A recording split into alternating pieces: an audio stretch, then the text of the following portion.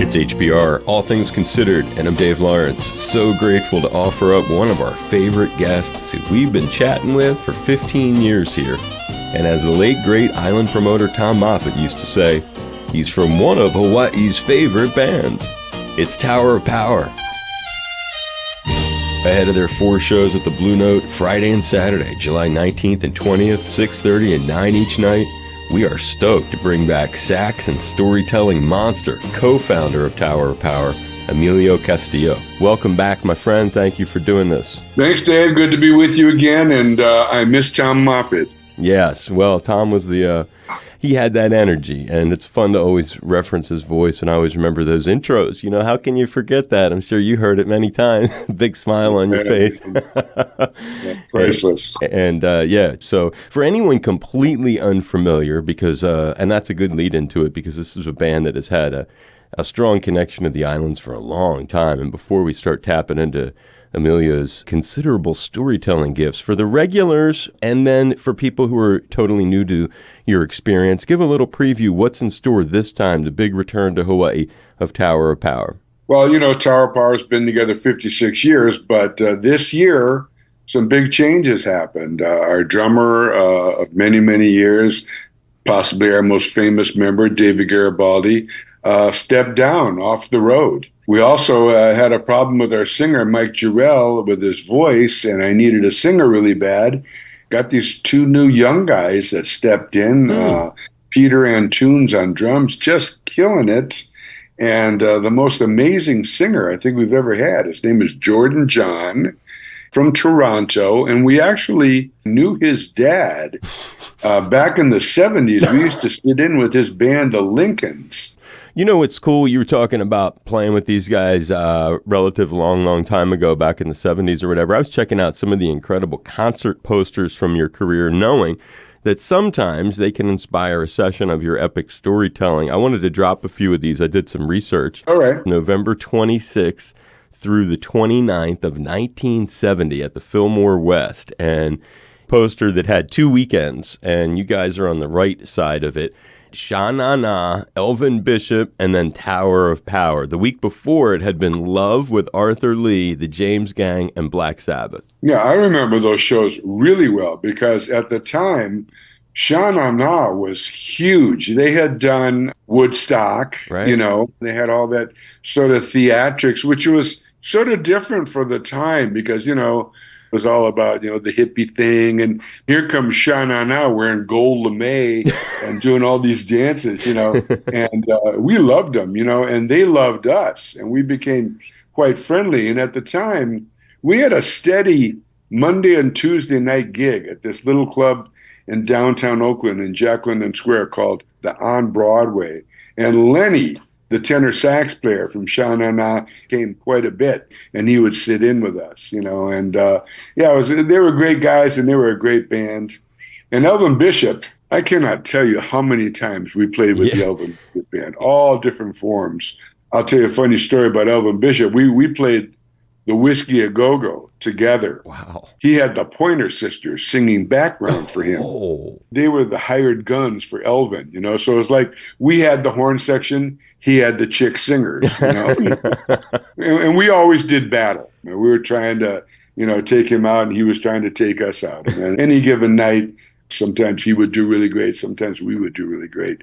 But this particular weekend gig at the Whiskey A Go-Go, I think it was the first night. We knew the Pointer Sisters really well. And so we said, why don't you come up and sing Knock Yourself Out? Wow. They were like, yeah. And they had done it before, you know. But Elvin got really upset. And they had a big fight. And they quit. Oh. For the rest of the weekend, they sang with us. So we had his hired guns and our horn section. Whoa. Here's one. You know, there's one that's kind of touching on a local level.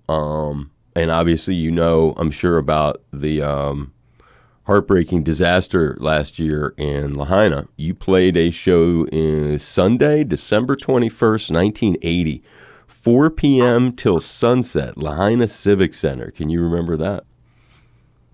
Lahaina Civic, huh? Don't remember. It's okay. I don't remember. You but got... I tell you, man, you know, I take my wife. We usually go a week early or a week after the Honolulu gig. And we stay in Maui because a friend of mine lets me use his condo there. And I was so upset about what happened there. I couldn't believe it, for one. And I've sent some money over there to help with the charities, and I continue to do that. And also, I'm a member of the recovery community, and they had a wonderful clubhouse there for recovery meetings. Mm. And my wife and I had gone there several times, so I've been sending money to them too to try to get them to build it back up, and that was such a sad thing. It was a very sad thing, and meaningful that you would comment on it in that way. And some of the people, like with Taj Mahal, like you were talking about with Elvin, Taj is on a gazillion posters. We did a lot of gigs with him, and some of the most profound gigs that we did with him that I remember were the farm workers' benefits. We played for Cesar Chavez all through California, and he would have bands like us, Taj Mahal, Boz Scaggs, Elvin Bishop, Santana, all the Latino bands, Malo, to help the Broceros out. And Cesar Chavez, he was a great guy. Oakland Stadium, 1971, CCR, Tony Joe White, and Tower of Power. Yeah, now that was a very special gig in my memory because Creedence Clearwater Revival took us out on tour, our first major tour. We did 32 dates with them. Wow. And I'm not kidding you, Dave, when I tell you they kicked our butts for 31 of those dates. Our record was out, but it was only a regional hit. In every city we went, we come out and people would be going, "Where's Creedence? We want Creedence," And I remember at one point we were somewhere in Louisiana.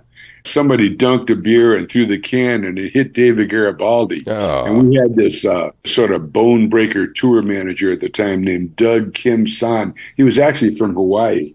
And I remember he jumped in the crowd and he was fighting with the guy. I mean, it was an honor to be playing with Creedence Clearwater, but it was difficult every single night. But all along the way, all we could think about was the last gig of the tour is Oakland Coliseum, and we are going to kick their butts. And we got to Oakland Coliseum, and I'd say we played and we took it to them, man. It made everything better. I love it. Cool when you have those kind of bills that are kind of inspiring. Like when I saw the Fillmore West, March 5th, 6th, and 7th of 1971, Aretha Franklin, King Curtis, and Tower of Power. Yeah, that was a very special weekend. And it was interesting, because we had done that tour with Creedence Clearwater, and we come back and we're all disgruntled, and we got in this big fight with Bill Graham. And even though, and this is the mark, the greatness of Bill Graham, even though we were having those difficulties with him, he knew Tower of Power was the best band to open the show for Aretha. Mm. And that was a huge show. I mean, it was a media event, I think it was the second night. I was standing in the doorway of the dressing room backstage at the Fillmore West because there were so many reporters and disc jockeys and stuff in the dressing room. It was just packed. And so I'm standing in the doorway, and here comes Aretha. And she can't get through the door because I'm there. So I turned sideways, and we wound up being nose to nose in the doorway. And she says, "Tower of Power, my favorite band." As I said when I was bringing you on, my brother, never ever short on stories. I knew if I had enough posters that I looked through, I'd find some of the ones. And but that's another sign of how great Bill Graham was. I mean, he would have bands like Black Sabbath and Love and Miles Davis, Right. He did the most eclectic shows, man, and it really tweaked the collective ear of the Bay Area and eventually the whole world, really. You have graced us with so many amazing stories, and it's always a pleasure. It's a founder, sax monster, epic storyteller. He's been with us so many times. Emilio Castillo from Tower of Power, 2 nights, July 19th and 20th, Friday and Saturday, 6:30 and 9, 2 shows a night at the Blue Note, as we were saying. perhaps, certainly, Hawaii's most well-known promoter ever, the late, great Tom Moffat, used to do his ads for this band and even introduce them or do some of his emceeing before the show. And he would say, "This is one of Hawaii's favorite bands." That was one of his lines that he'd say. So it's great to connect with you again and keep that Hawaii tradition alive. I hope you had fun and we're somewhat entertained as we went through the storytelling today. Yeah, it's always fun to be with you, Dave. Thanks for having me again. You're very, very welcome, and please stay safe. Big aloha. Yeah, God bless. Bye-bye.